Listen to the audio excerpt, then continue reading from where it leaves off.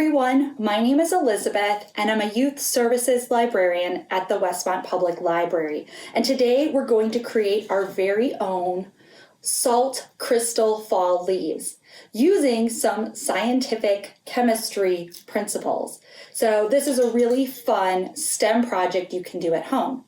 Now, before starting this project, you're going to want to gather all of the materials. It will make it easier to complete the project. You'll want to gather some cardstock or construction paper, a pencil, a pair of scissors, a hole puncher. You'll want a plate. Now these are disposable plates, but I used another plate to create my salt leaves. So it just needs to have a lip or rim so that you can fill it with water and cover your leaves. A teaspoon or tablespoon, some table salt, and finally a cup of warm, very warm water. Now, we are going to create an saturated solution or a super saturated solution. So what does this mean? It means we're going to put as much salt as we can in the water so that when it evaporates, we are able to have salt crystals form on our leaves. So in order to do that, you need warm water. Now, the warmer the water, the more, as I said, it absorbs the salt. So you could also do this with cold water, but it just won't absorb as much. Now, if your adult is helping you, they could actually boil water either in the microwave or on the stove, and you could add your salt crystals to that, your salt to that. So I have about a cup of water, very warm water here, and we'll be adding salt to it. So pause the video to gather all of your materials and I'll walk you through the steps. So you've rounded up all of the supplies. Let's get started. The first thing you're going to want to do is create your fall leaves. So you can use your cardstock or construction paper, draw out your leaves and cut them out.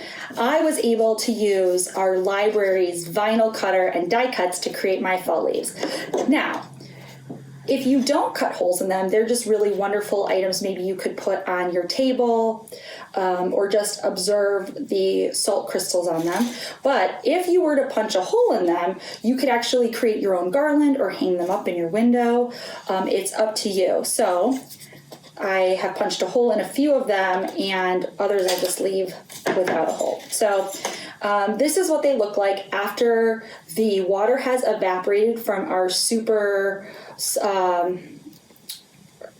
saturated solution. So you can see that on this plate that not only did the salt crystals form on the leaves, but they also formed a ring around the plate as the water evaporated. So this is what we need to make sure happens in order to have the best final product. So first thing, you're going to have your leaves. So once your leaves are ready, we can start making the solution. So because I know that my cup of water was very, very warm, I left it out here, but you might want to wait to do that until after your leaves are all cut.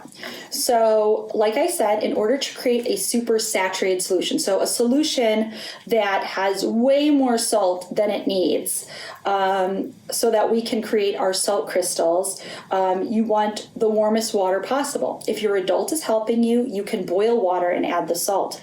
Otherwise, you can just get very warm water from the tap. Now this is roughly a cup of water, and you're going to add either 3 tablespoons or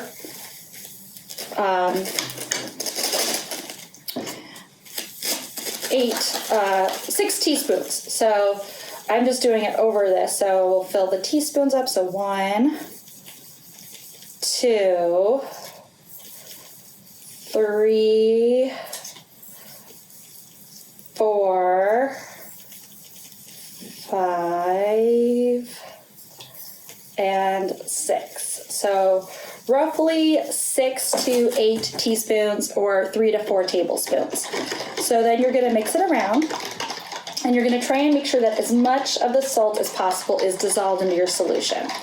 It's okay if, as you're doing this, if you're using the very warm water from the tap, that there's still some salt on the bottom. That's okay, because really what we want to happen is for this to be oversaturated, so super saturated. So that means that not all the salt would actually be able to dissolve in the water.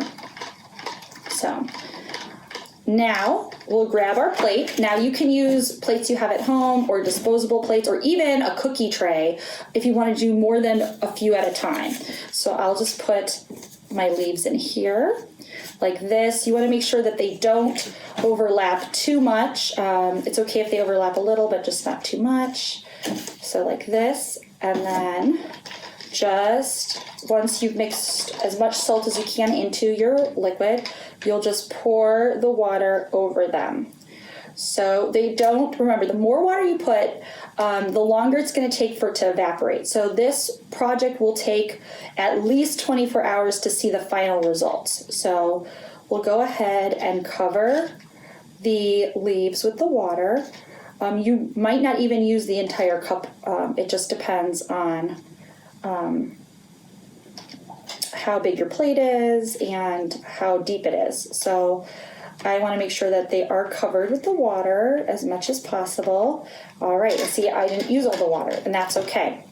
So you might actually even, if you were to use like a bigger cookie tray, you might even need more of the super saturated salt solution. So you might actually need to do 2 cups of water and then double the salt for that. It just depends. So now you'll put this in a place where it won't be disturbed so that the water can evaporate and the salt crystals can form. And when it's done, if you saturated the solution correctly, you will have all these really cool salt crystals on your leaves. And you can hang them as garland, you can put them on your table. You can just observe how the salt crystals have formed, not only on the leaves, but on the plate. It's also a really fun idea to check on it as the water evaporates. So this can take sometimes 24 to 48 hours, depending how much water you used. And you should see the salt crystals starting to form as soon as the evaporation process takes place. Thank you, and I hope to see you and your family in the library soon.